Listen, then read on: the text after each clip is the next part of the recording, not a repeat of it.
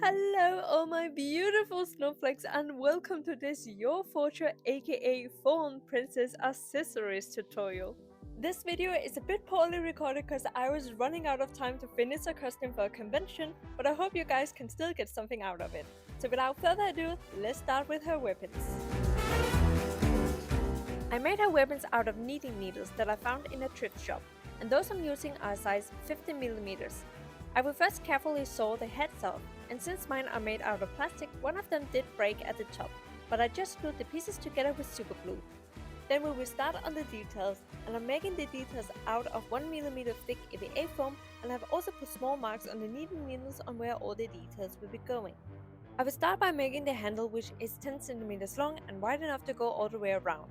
And then to give the handle some details, I will draw lines all the way down the handle with a gap of 5mm between each line. Once I have done that, I will then cut the handle out. Then I will score the lines we made earlier, and then I will use a heat gun to reveal them. It really gives a nice dimension effect to the handle. I will then move on to make the rest of the details around the handle. I will be cutting 4 1cm wide strips and 8 1.2cm wide strips. Once I've done that, it's time to glue everything on, and I will be using contact cement. I will first add contact cement to the EVA foam and then on the knitting needles. Then I will carefully roll on the handle to the knitting needle. Then I will make sure it's squeezed together before moving on to the rest of the details.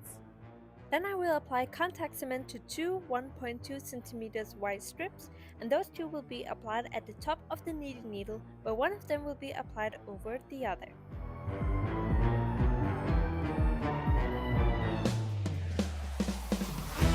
Then I will apply contact cement to 2 more 1.2cm wide strips and apply them at the bottom of the handle.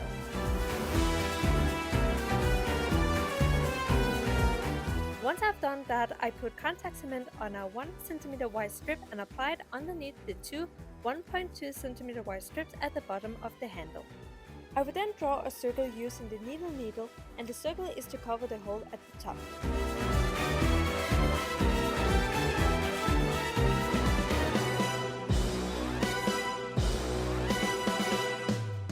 And again, I use contact cement to glue it on.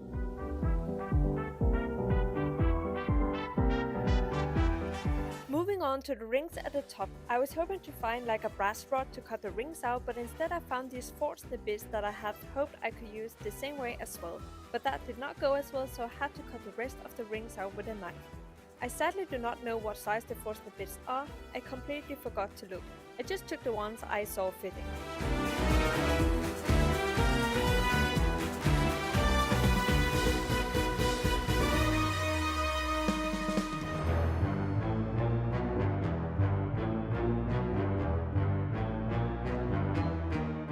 When I've cut the rings, I'm gonna sand the edges with sandpaper size 180 grit. You can also use a Dremel. I just feel more comfortable doing it by hand when it comes to smaller pieces. The reason why I used this grit size was because it was the only sandpaper I could find.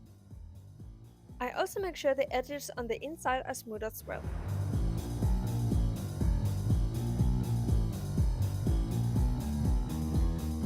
If there are some pieces that is sticking out like you can see here, you can just gently peel them off. Try not to rip it. You shouldn't really worry too much about its rough appearance since it will be smooth once we prime it. I will then glue the rings onto the knitting needles using contact cement.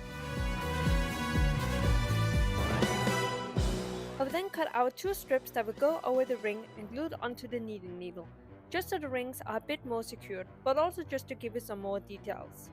I did not measure how wide the strips are, I just cut them until I was happy with the look. Then I will glue them onto the ring and knitting needle with contact cement.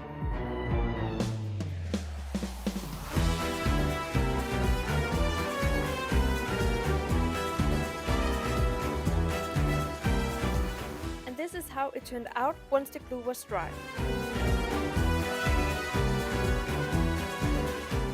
I will then round the edges on the strips using a nail scissor.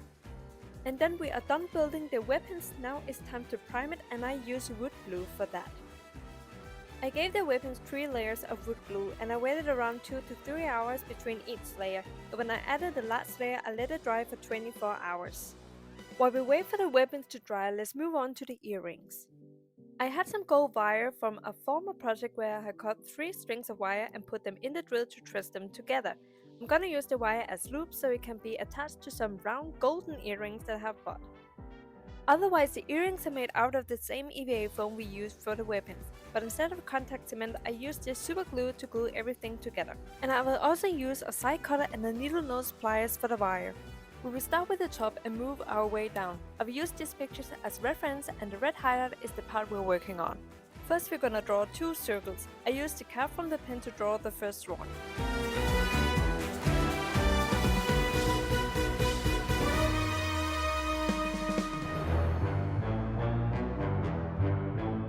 And then use the first circle to draw the second one.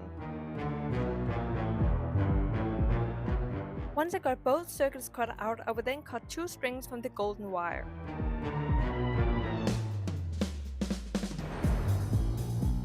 I would then step the wire in the middle of one of my circles to create a loop.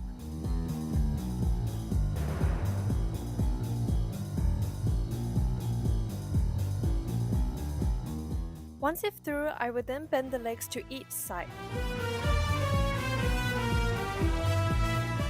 Make sure the legs don't stick out of the circle.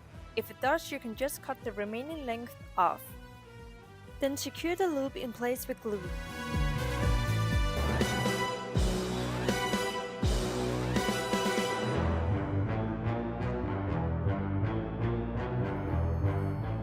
You should have something that looks like this. Then I will repeat the same steps with the other circle. So now the top is done and we can move on to the next part, but before we do that, I want to again remind you that I was making this for a convention and therefore did not have time to plan how to make this. Usually when I make tutorials, I have things planned out or tested before I record it. But here I am figuring things out as I go, which means that everything is a mess and I probably shouldn't have recorded it, but here we are. So it is a bit messy from here, but I will only show you the parts where I succeeded and hopefully you can get an idea on how to make your own earrings as well. With that said, let's move on to the next part. Hopefully I can explain it so it makes sense. The next part we are making is the new red highlight you see on the picture. The way I made it was to take one of the top pieces and make a dot on each side as you can see in the video, and then I moved it beside the last dot to make another dot, and that is to make sure that our new piece is big enough to go all the way around our top piece when we have to glue them together. And then I just drew out the shape, and that is just for my imagination, just the way I thought would work best. I did end up cutting it a bit more into a fitted shape, which I will show you in a bit.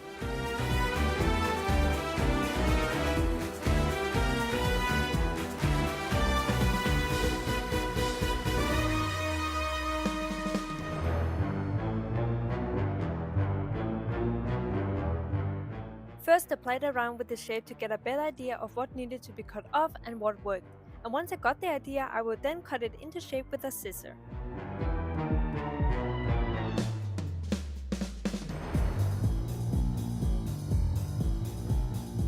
And as you can see, the shape changed a bit from the first one. It has more of an angle here and it's a bit more soft rounded here.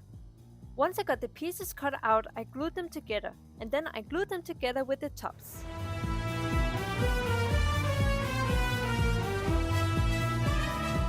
And in the end they did not look perfect, they look like horse hooves, but fuck that, let's move on. For this next piece we're gonna take our horse hooves, yeah, that's what we're gonna call them now. We're gonna take our horse hooves and draw a circle around them.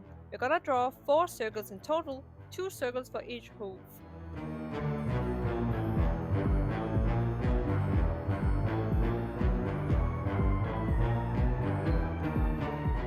Then we're gonna glue 2 circles together.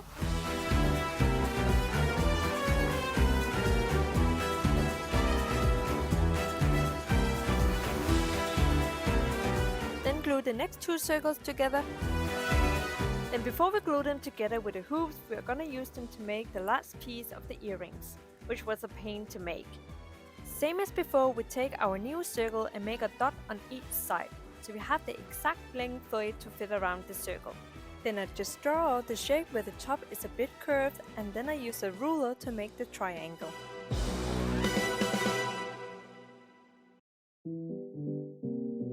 When it it comes to gluing it together, I recommend you use some sort of tools, maybe tweezers or something else, because it's really hard to glue together when it's so small.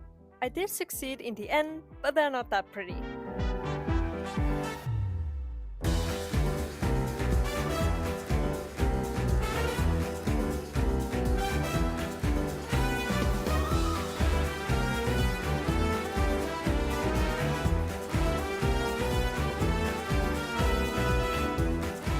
To give the earrings a bit of weight and also making sure the bottom pieces keeps its shape, I'm filling it with glue from a glue gun.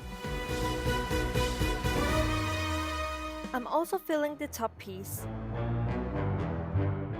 Then it's time to glue all the pieces together.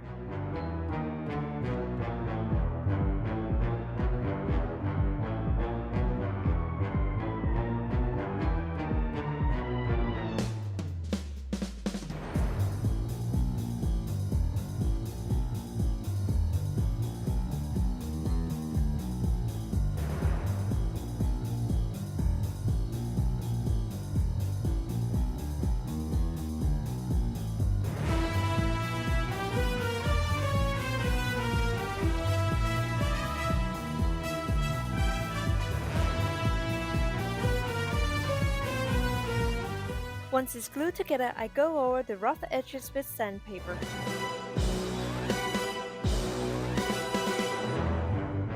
Then I prime the earrings with wood glue, and it's the same process like the weapons.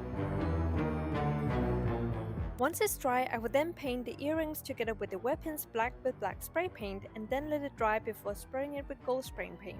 And I did record how I painted them, and I know I recorded it, but I can't find the videos anywhere. To make sure the earrings can be attached to my ear, I just bought a pair of round gold earrings, and that's it for the earrings. Let's move on to the last accessory, her headband or headpiece, whatever you prefer to call it. When I make my own costumes, I love to change the designs a little bit, and I decided that my headband was going to be braided, and I found this wonderful tutorial on how to make a copper bracelet with a very beautiful braided design, and I decided that I really wanted my Your headband to look like that. But since that tutorial is for a bracelet, I had to make some small changes which I will be showing. But I will not be showing you how I braided it, but the link to the tutorial that I use can be found in the description box. The wire I'm gonna use for the headband is the same wire that I used for the loops in her earrings. To figure out how long you need the wires to be, I simply measured from behind one ear to the other like a headband, and then I took the number and multiplied it by 2, and then I gave it 3 to 5 more centimeters just to be on the safe side. And when I cut the wire, I added glue to the ends.